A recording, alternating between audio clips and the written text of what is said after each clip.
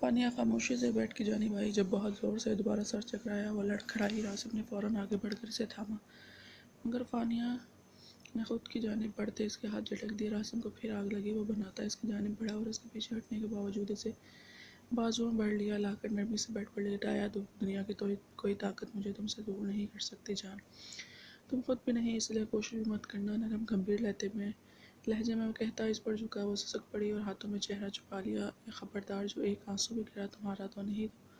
Rasim ने नरमी से हाथ हटाकर बेड से लगाए। नहीं तो क्या फिर से हाथ उठाएंगे? मानिया के आंसू तवातर से बहे।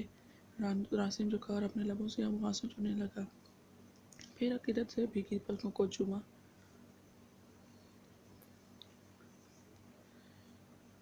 वादा करता हूँ जान, दोबारा कभी गुस्ताखी नहीं करूँगा। बस एक मरतबा माफ़ कर दो, हुक्म करो, अभी इस हाथ को सजा देता हूँ। वो बारी बारी इसके गुलाबी गालों पर झुका। पुरहिद्दत सा लिम्स था। इसकी गुर्बत में तूफानियाँ और पिघल रही थी और रोना आ रहा था, या शायद वो उसे और सुनना चाहती थी। इसके हर अमल में सुकून हासिल कर रही थी, इसलिए इसके सीने में चेहरा छुपाया और सिसकी। रासिम ने इसे सीने में भींचा, मगर ज़्यादा देर इसके आंसू बर्दाश्त न कर सका। इसका चेहरा सीने से हटाकर हाथों में भरा और झुककर अकीदत से मोहब्बत का जाम पीने लगा।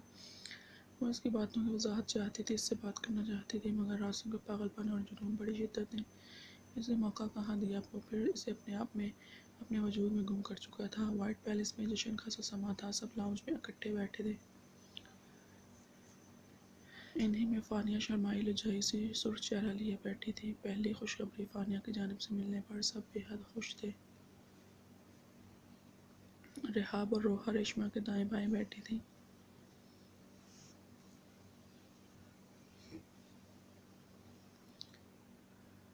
रिजा, मैं तो चाहती थी खुशखबरी सबसे पहले रूह तुम मुझे सुनाओ, पर कोई बात नहीं, आने वाला है सोहम खान भी। रेशमा ने एक अदा से छेड़ा तो रोहा हमारे खफत के लाल टमाटर हो गई। रेहाब इसका लाल टमाटर चेहरा देखकर पेट पकड़े बुरी तरह हंस दी। रूह ने रेहाब को घूरा। रेशमा ने इसकी जानिब देखा। कोई बात नहीं बच्ची, तुम्हारा भी जल्द वक्त आएगा। रेशमा माने खैस सी बोले। जी नहीं, अभी नहीं। रेहाब ने इशारा किया। रेशमा के चेहरे पर जो मायने से मुस्कान थी। खबरी को काम पर लगा दिया था, सबको बोल दिया था कि किसको क्या करना है। रेशमा का हुक्म था, किसी को टालने की जरूरत नहीं थी। गार्ड्स भी सख्त वार्निंग दे दी थी। अब्बास पाशा का इंतजार था। सब हल्ले गुल्ले में मसरूफ रहे। जब खबरी ने फ़ोन पर एक खास इतला दी, रेशमा फ़ौरन रेहाब की जानिब मुड़ी। बच्ची, गार्ड ने बताया कि तुम्हारे पेरेंट्स के मुझे के पास रात और अब भी बिल्ली घूम रही थी। ज़रा जाकर देखो, कहीं खावा तो नहीं गई इन मासूम जानों को। रेहाब बेतहाशा घबरा कर उठी। मैं जाती हूँ, इसने इशारा किया और तेज़ी से पिछले दरवाजे की जानिब लपकी। रेशमा के लबों पर मायने खैस सी मुस्कुराहट थी। अब इसे पता था क्या होने वाला है। इसके प्लान के मुताबिक तभी पाशा वाइट पैलेस में दाखिल हुआ। तेज़ म्यूजिक की आवाज़ में सब हल्ले गुल्ले में मसरूफ थे। सभी लाउंज में थे। जिसे देखने आया था तो इसकी एक झलक भी नजर नहीं आई थी। पता नहीं कहाँ छुपी थी। ठीक तो थी। वो बेचैन हुआ। जब बेचैनी हद से सवा हुई तो सबसे नज़र बचा उठा, मगर रेशमा की नज़र में था। बड़ी मुश्किल से अपने जो मायने मुस्कुराहट दबाई हुई थी। रेशमा ने फिर बहाने से इसने वाइट पैलेस घूम घाम कर देखा। वो कहीं नहीं थी। हत्ता उसके रूप में भी देखा था। तन बदन में आग लगी रगों में शोला भड़कने लगा। लाउंज में मौजूद किसी फर्द से पूछना नहीं चाहता था, इसलिए अब दिमाग घुमा था। लाउंज के दरवाजे पर खड़े गार्ड्स तक गया। रेहाब किधर है? खतरनाक तेवरों से पूछा। गार्ड्स के पीछे आती। गार्ड्स के पीछे खाई रेशमा थी तो आगे कुआं पाशा बढ़ते क्या न करते को गिराते हुए बोला, वो तो सुबह चली गई हैं सर। किधर? मेरी इजाज़त के बगैर जाने क्यों दिया? वो दहाड़ा। सर, वो रेशमा जी का हुक्म था कि इनको जाने दिया जाए। बहुत यू बास्टर्ड में लाया था ना, मुझसे पूछा तो गवारा नहीं किया। इसको खो देने के डर से पाशा की रूह फना हुई पैरों के नीचे से ज़मीन खिसकी। वो चिल्ला रहा था। जब रेशमा ने इशारा करके म्यूजिक बंद करवाया, वो सब पाशा की तरफ मुतवज्जा हुआ। इसका तन मन करता पिक्की की तरफ आया। शदीद तैश और उठते इश्तियाल के तूफान के होते हुए रेशमा से हरगिज़ मुखातिब नहीं होना चाहता था। वो कहाँ है? पाशा पिंकी की जानिब देखकर दहाड़ा। गुस्से को काबू में नहीं कर पा रहा था, इसलिए रेशमा को मुखातिब नहीं कर रहा था। वो कौन? रेशमा इत्मीनान से बोली। अगर आप लोग मेरे मुंह से इसका नाम सुनना चाहते हैं तो ठीक है। रेहाब कहाँ है? वो एक एक लफ्ज़ चबा चबा कर बोला, मगर रुख पिंकी की जानिब ही था। अरे होती तो कहा था दारुल अमान छोड़ा, अब भेज दिया है तो क्या मसला है? वैसे भी इसने कहा है वो जाना चाहती है। इसने कहा वो कह सकती है, वो कराया इशारा तो कर सकती है ना। रेशमा लापरवाही से बोली, मैं पूरे वाइट पैलेस को आग लगा दूंगा, सब जला कर राख कर दूंगा। बोला किधर है वो, तुम लोग घास चढ़ने बैठे हो गेट पर, कोई आए जाएगा, आंखें बंद कर बोलो किधर है। खाओ देर पर चील कबू को खिला दूंगा। वो अपनी पैंट से गार्ड को धमक रहा था। सबको सांप सूख गया। रेशमा ने आगे बढ़कर उसका हाथ रोका। क्या लगती है वो तुम्हारी, क्या हक है इस पर तुम्हारा जो यूँ आग लगी इसके जाने से। हाँ पाशा बोले, जवाब दो। रेशमा, मोहब्बत करता हूँ मैं इससे। पाशा की आवाज़ वाइट पैलेस में गूंजी। एक पल भी नहीं रह सकता इसके बगैर। सुना आपने, मुझे वो चाहिए अपनी आंखों के सामने भी। और इस वक्त मतलब क्यों चाहिए पाशा, बगैर हक के, बगैर किसी रिश्ते के क्यों चाहिए। रखेल बनाना चाहती हो उसे। रेमा पंखारी, शट अप, यू बीच निकाह करूँगा अभी और इस वक्त। सुना सबने हौसले पर सिर्फ पाशा की मलकियत है। ढूंढने जा रहा हूँ इसे, निकाहों का बंदोबस्त करके रखें। यह कहता वो सब कर देने वाले अंदाज में बाहर निकला। गेट पर ही गार्ड बन बनाया। सर वो मैम पिछले गार्डन में है। रेशमा जी के कहने पर झूठ बोला आपसे। तुम लोगों को तो बाद में देखूंगा मैं। इसने दांत पीसते खूंखार नजरों से नहीं देखा। वो गार्डन की तरफ गया। रिहा पिछले तक आई। पेरेंट्स बिल्कुल सेफ थे। इसने सुख का सांस ली। फिर स्टोर रूम तक गई और इनके लिए दाना लेकर आई। पिंजरे के करीब बैठकर इनके कटोरों में दाना डालकर उठी और ताज़ा पानी लेकर आई। फिर पानी भी चेंज किया। जान निसार करने वाली नजरों से इन रंग बिरंगी नन्ही जानों को देखा जो इससे काफ़ी मानूस हो गए थे। वो बैठी गहरी मुस्कान से उनकी शरारतें देख रही थी। जब अपने पीछे भारी बूटों की दमक सुनाई दी तो सांस हलक में अटकाई। इस वक्त यहाँ क्या कर रहे हैं, अभी कुछ और सोचती जब अचानक पीछे से पाशा ने इसके कमरे में हाथ डालकर अपनी तरफ घुमाकर इसे अपने मुकाबले खड़ा किया। बस इतनी सी देर में छोटी सी लड़की पाशा की, डेडली पाशा की जान पर बना गई थी। वो सख्त तिलमिलाया हुआ था और इसके बाजू की गिरफ्त में घबराई और मचली। वाइट पैलेस से कदम बाहर निकालने की जरूरत भी कैसे हुई तुमने। पाशा ने दांत पीसे मगर निगाहें बेकरार सी इस मासूम के चेहरे का तवाफ कर रही थी। जब भी वो मुसलसल इसके बाजू की गिरफ्त में से निकलने की कोशिश कर रही थी।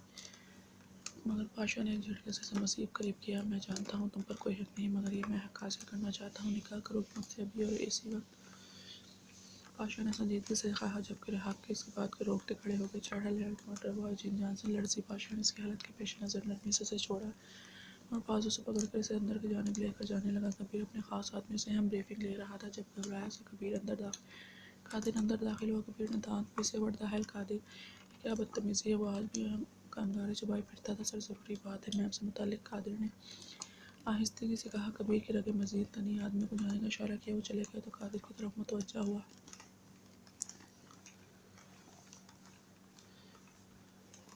बोलो सर। वो मैम, कादिर झिझका।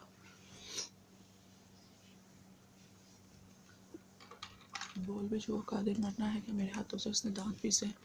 सर वो मैम ने कल वकील को बुलवाया था। आज वो खुला के पेपर्स बनवाने के लिए पेपर्स पर साइन करने वाले हैं। फिर केस अदालत में जाएगा।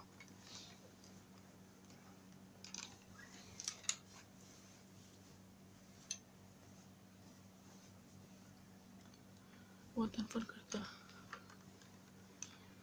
बाहर निकल गया। सामने ही सफ़ेद चादर में लिपटे हुए बैठी थी। सामने एक वकील बैठा पुरशोक निगाहों से उसे घूर रहा था। कबीर आगे बढ़ा और उससे हाथों से पेपर छीन कर पड़े। उसके बाबा यकीनन कमरे में सो रहे थे और वो उनके इल्म में लाए बगैर ही कारनामा सर अंजाम देने वाले थे। खुला ही के पेपर से सेकंडों में टुकड़े टुकड़े करके हवा में उछाले। ये क्या कर रहे हैं आप, वो चिल्लाई। मगर वो वकील की जानिब बढ़ा और इसे ये पेपर बनाने और उसकी बीवी की तरफ देखने का इनाम जो देना था। कबीर ने इसे धुनक के रख दिया। जिम्मल चलाती रही। वकील भी गया गया मगर कबीर के सर पर खून सवार था।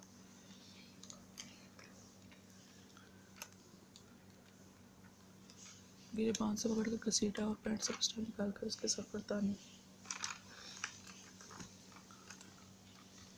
मुझे माफ़ कर दो, माफ़ कर दो, अभी तक रुख नहीं करूँगा, जान बख्श दो मेरी। कबीर ने उसे बुरी तरह पटका तो दम दबाकर अपना सामान उठाकर भाग गया। पिस्टल दिखाकर तमाशा करके अगर तुम ये समझते हो कि मेरी जात उसे पास रख सकते हो तो ये बहुत बड़ी गलतफहमी है।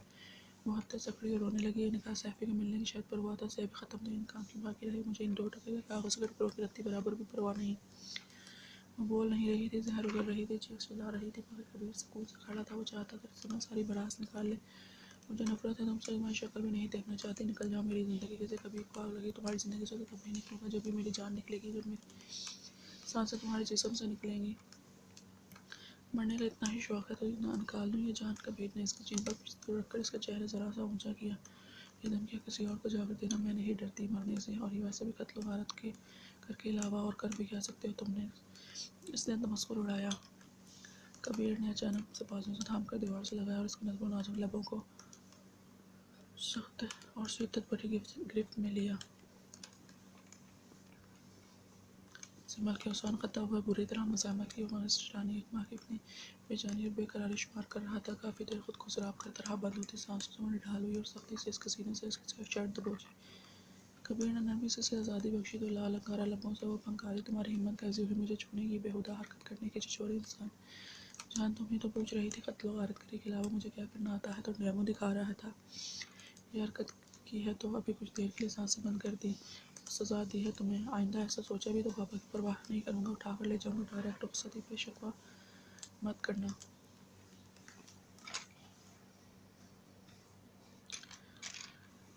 वो भी दांत पीस कर बोला।